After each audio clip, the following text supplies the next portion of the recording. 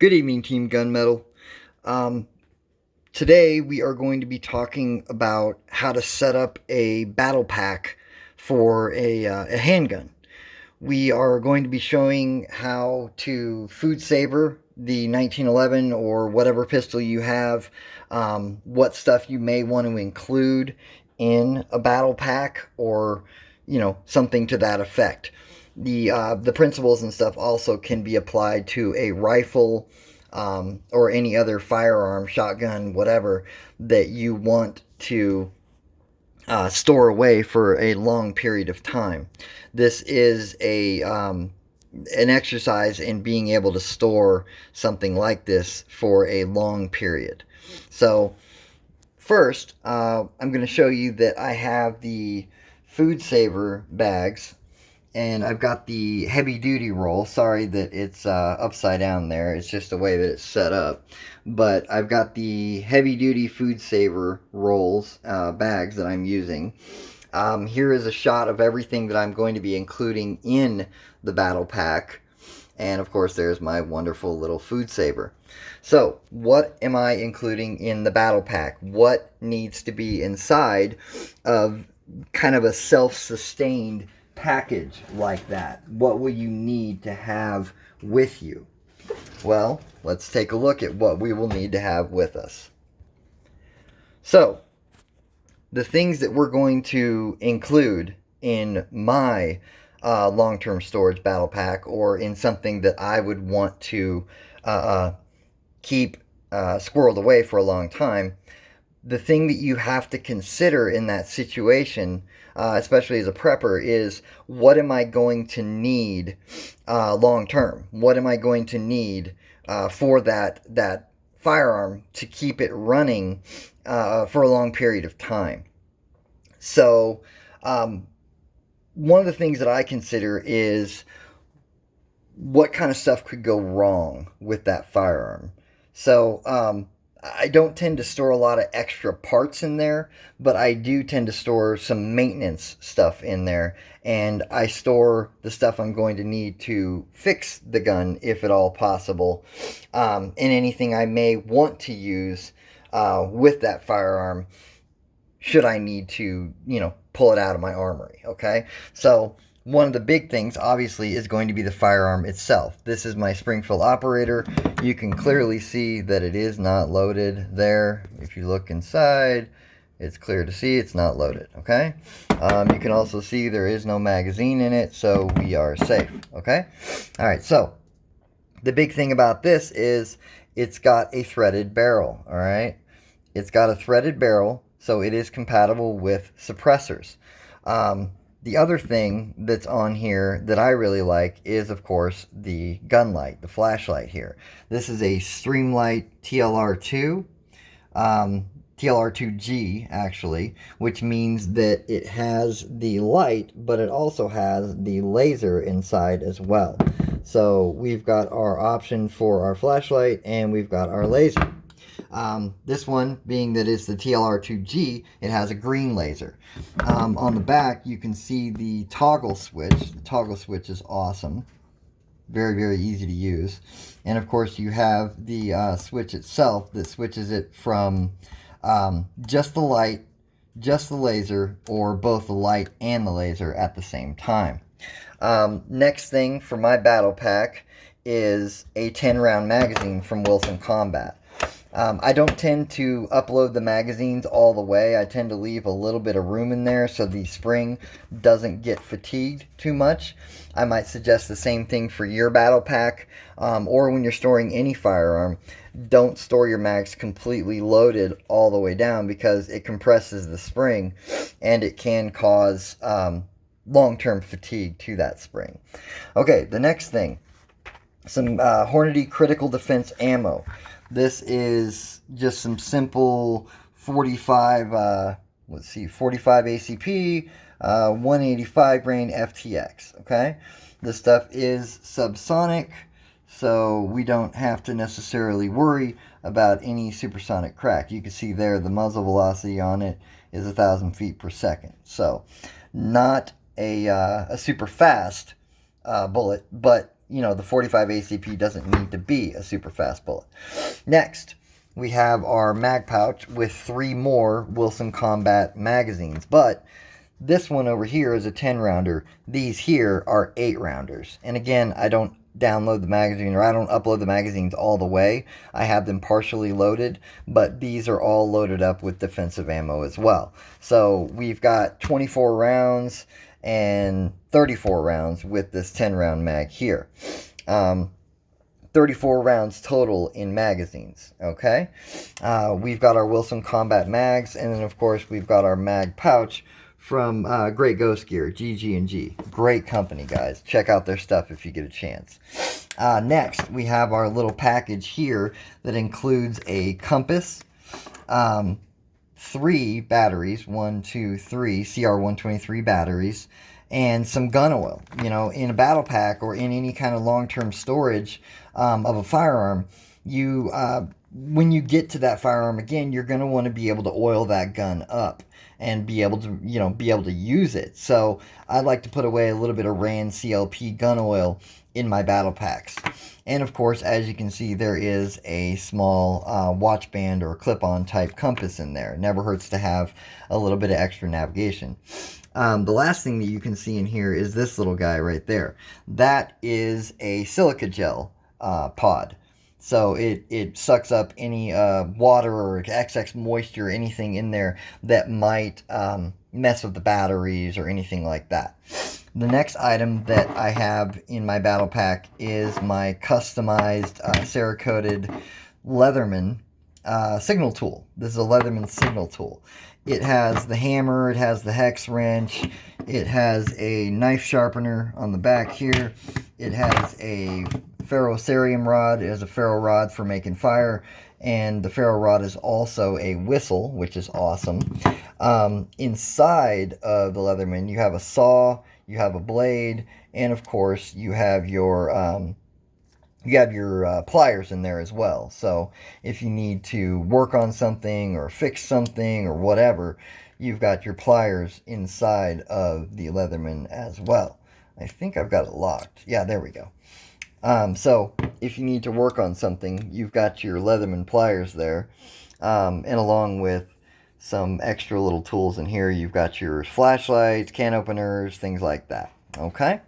So, oh, and you have your hardwire cutters here too. You got the blades for the hardwire cutters here for the needle nose pliers. You might be wondering why my Leatherman looks FDE, why it's FDE. I Cerakoted this myself. I told you it's a custom Leatherman tool. I Cerakoted it myself. Just really like it to be that way. So, anyways, that's another item that I include in case I need to work on my firearm. Or it's also useful for a survival tool. You know, it's got your knife, your saw, you know, all the stuff in there that you might need. It's got a way to make fire, so on and so forth. So if you were to dig this up from underground or something after, you know, numerous years, you would have an ability, you know, you would have some ability to make a fire and, you know, boil water and survive in some capacity with that Leatherman signal tool. Okay? So next, or actually finally, we have our AAC Ti-Rant. This is the AAC Ti-Rant Suppressor 45. It is set up just for the 45 caliber. This is my suppressor right there. There, of course, is the tax stamp paperwork. I don't mess around when it comes to that. I am 100% legal. So there you can see the Nielsen device and the thread adapter there. That of course screws on to the very end of this, but I keep them separated when I get these stored. So, and of course it has its own little case here that we keep it in. So, the next thing we want to look at is the length of the food saver bag. Okay, this is something I learned from the Mistress of Metal, my wife. On the heavy duty bags, they have markers every 6 inches to tell you just how long your bag is. So you can see we've got 6 inches, 1 foot, 1.5 feet, and then 2 feet. So now I cut off the marker here, but there is a little bit of extra room over here, so you can see that it would be about 2 feet. All right.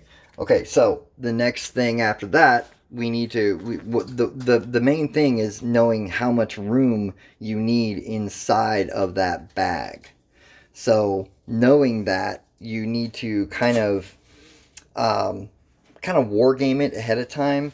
Take an old bag or even just a long sheet of paper and figure out how much room you're going to need. I just took 2 pieces of notebook paper and taped them together, you know, that are 2 feet long and 11 inches wide, like the Food Saver bags, and figured out how much room I was going to need to put all this stuff in. And I figured out the safe bet was about 2 feet. So after you figured out how much bag you need and you've cut that off and you've gotten it ready, now we got to figure out, how do we want to pack this in there? What is the most efficient way to pack this in there and make it all fit? And then of course do the food savoring and suck all the air out, so it's, you know, so it's what's the word I'm looking for, so there's no oxygen inside. All right, so how do we pack this in? Okay guys, so let's get this packed up. So first thing I'm going to put in is my suppressor. Put this all the way in here to the top. Next thing we're going to put in are the ammo boxes. Pop these little guys in there. Next, I'm going to put in my magazine. Maybe I'll flip this over. There we go. That's a little bit better. Put in my magazine there. Alright. After that, I want to put in a silica gel packet to get any moisture that might be in there. Next, I think I'll go ahead and put in the mag pouch. Slide that guy in there like that. Okay, next, we've all seen that this is definitely not loaded. Okay, so I'm going to go ahead and drop this down. Let this go down here so there's no pressure on the hammer. All right, go ahead and put that inside of here, just like that. Make everything nice and beautiful. Next up is going to be our gun oil and our batteries, and of course our leathering tool. So the gun oil goes in right there, and our leathering tool can go in here, or I can put the leathering tool in right there and move the gun oil to right here. Alright, so this looks like a pretty decent setup. Should work pretty well. So next we take this and we turn it, being very careful of course, holding our pressure at the bottom down here.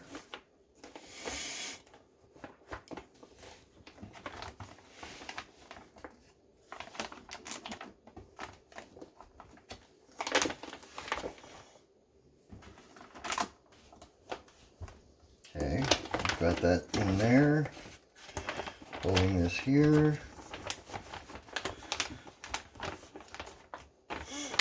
Okay, got everything set up the way it should be, so I'm going to go ahead and push this in and let the food saver do its magic.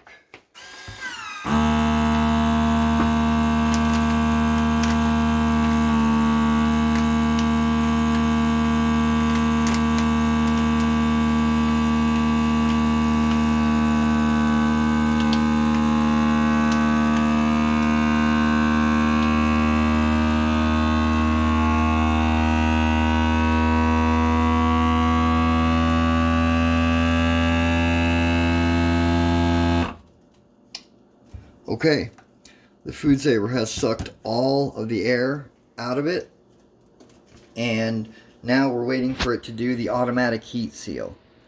It's already been sealed on one side. Okay, that's the automatic heat seal. So now if you look closely here, you'll see that it has been heat sealed all along this edge. All along this edge here, it's been heat sealed. And now it's just one big package basically that you can store away. you keep out of any moisture. It's airtight. We got a silica gel packet in there for any kind of moisture. Basically, it's set up to be stored in your armory for years and years and years to come. There is the option, you can also oil the firearm if you want. Oil the outside, oil the inside to protect it from rust. But nowadays, with modern firearms the way they are and the coatings that they have, you don't really have to worry so much about oiling them. Anyways, that is the battle pack. That is how we pack it, and that is the stuff that we include. Thank you for joining us this time on the Gunmetal Armory, and we will see you guys next time as we travel deeper inside the Gunmetal Armory. Thank you.